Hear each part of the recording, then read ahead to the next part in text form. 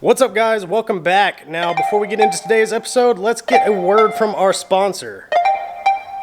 Psh, we don't got no sponsor.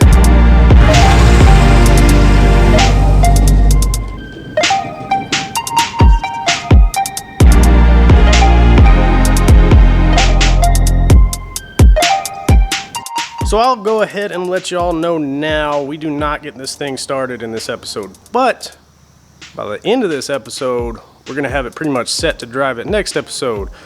I explain a little bit later on why we don't quite get to driving this, but things happen. So let's get to it. Well, looky what we got here. So I actually stayed up last night and got this all welded up. This is our coolant reservoir tank.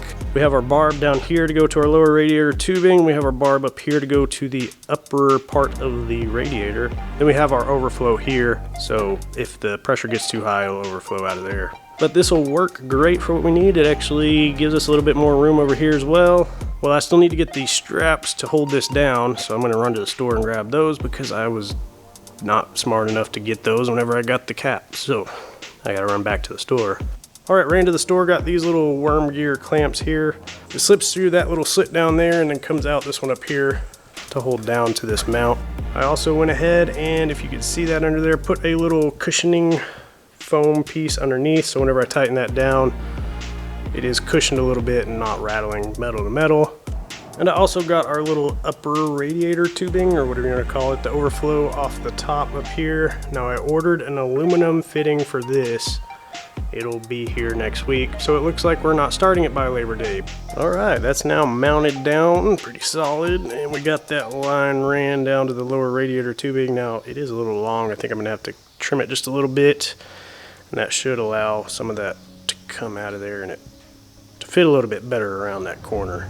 All right, we got that little tab trimmed off of there. I went ahead and slipped on a 90 onto our intake there, so that's gonna come out about here. Now we have, let me grab it. Now we have two of these 90s. Now I think I may only need one, especially if we're gonna use that 90 there out of that boot. So now, basically that'll go in there. It'll line up with that boot there, and we'll do a little extension on there, and that boot should slide right on, and then we can clamp everything down. As you can see with our dipstick tube here, we actually do have clearance on that boot, so I don't really need to go that way any or this way. I may be able to just kind of turn it and point it this direction. We'll have to see if I can get a few more bends in there. That would still need to clear our little ports that are on here, but I think we have enough room there. So we have our little 90 here. Went ahead and cut this piece. This is just a little extension. We'll end up welding that on there. Once we get that welded on, we'll drill and grind out our little opening for our MAF sensor. We'll get that on there, welded on, and then we'll get to installing this onto the Humvee. So next steps here, I need to go ahead and lay this where I want it in the system. Now there is an arrow of the direction of airflow, so I'm gonna wanna make sure that our airflow for our MAF sensor is correct. Put this where I want it in here, likely a straightaway, like it's a racetrack or something. Likely a straight piece and not a curve, that way that the air is more linear at that point. The closer I can get it to this end, probably the better on the linear flow, but we do need a little bit here in order, ooh, that's still hot. We do need a little bit here in order to clamp that boot on there, so we will probably put it somewhere in here like that.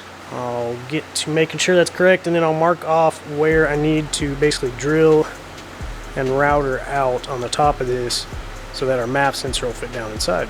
For our little MAF sensor hole that we need to cut, I went ahead and put it up there, traced out, drilled 2 holes at the end. Now I will need to come back, and at the edges of these it needs to be more square, so I will take a little Dremel bit that cuts through metal pretty easy, and we'll go ahead and notch the corner so that's more square.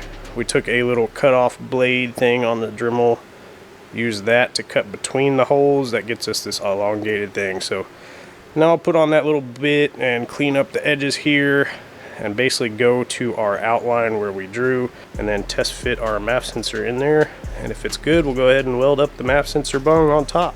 All right, so after test fitting our little MAF sensor in the hole we made, went ahead and put this up there and tacked it in place. Now I'm gonna let that cool.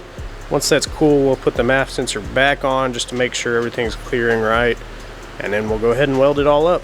Well, we got that intake now in place. Went ahead and put in our MAF sensor. Still need to tighten these down, tighten down those clamps, and I need 2 more clamps over here. Our dipstick tube, we ended up just bending it this way, tucks up there. It'll be fine with the hood, and I've already tested it. You can pull it out, check everything, put it back in just fine. I'm working on putting in our fittings for our heater. I have the top one connected there. That's the one I have running to that back side of the engine over there. The bottom one is the one that's running down here. I do have a hard 90-degree tubing that came off the old heater line, so I'm going to basically trim that up and clean it up, and then we're going to use that to kind of bend down that way, and then we'll connect that hose up underneath all of that. Once that's in place, I'll go ahead and put our little reservoir back in place and hook everything back up. Well, there we go. I got the air box mounted down. Our radiator coolant reservoir is mounted down. I still need to run that line. Dipstick tube's moved. Our intake tube is on. I went and got clamps and they just weren't big enough still, and that was the biggest they had, so I'm gonna have to order 2 more clamps. Heater tubing is ran there. I need to run the cable now, and that'll allow us to open and close that little valve. But man, we're getting some stuff done. Well, it's the next weekend already, and it's actually partially through Sunday.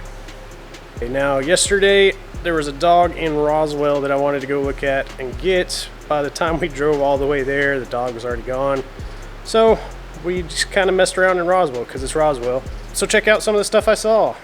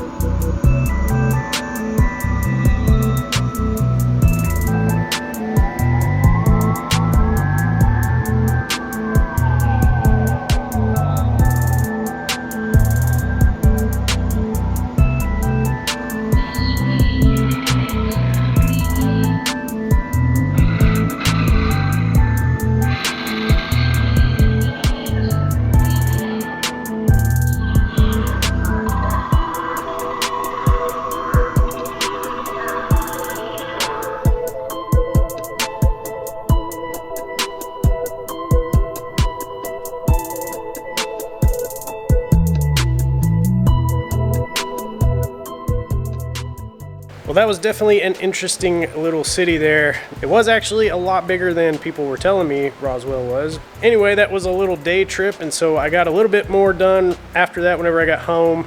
And then I got some more done this morning. Let's show you where we're at now and what's next. Now on the engine side here, we went ahead and filled up our coolant system. It is filled now. I will probably have to fill it up a little bit more once we run everything and it purges the system. We tried to keep out as much air of that system as we could, but there's always the chance that there's an air pocket somewhere in there. We also got our power steering fluid filled up.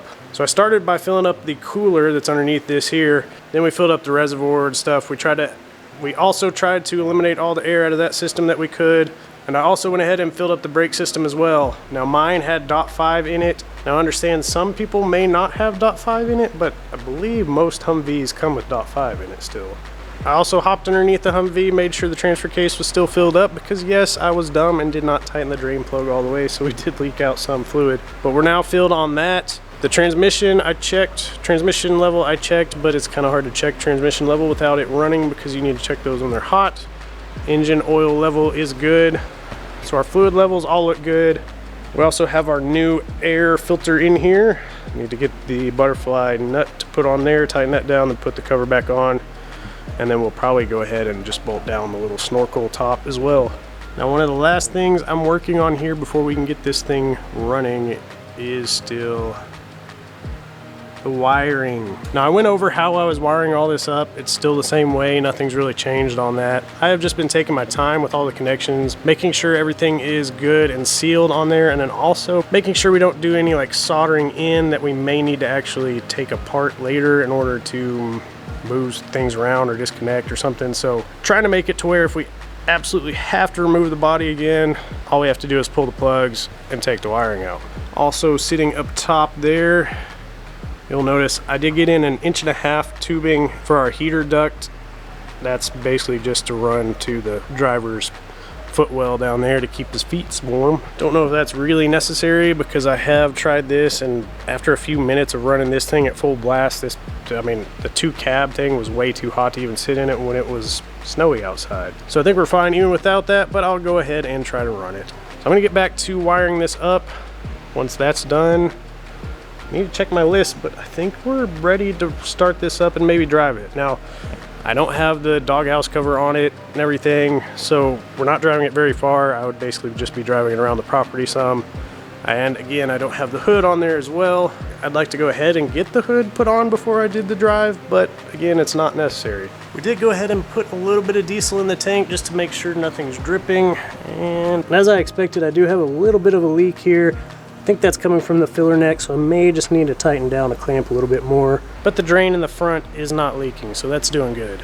Alrighty, well, I know we did not get to the first drive this episode like we were hoping, but hopefully next episode we are. Now, there's not much left before I think we can start this thing and drive it out of this shop, so stick around. Next episode, we should be able to get this thing going. I hope y'all still like this video, guys. Don't forget to like, subscribe, and share, and I'll see y'all next time.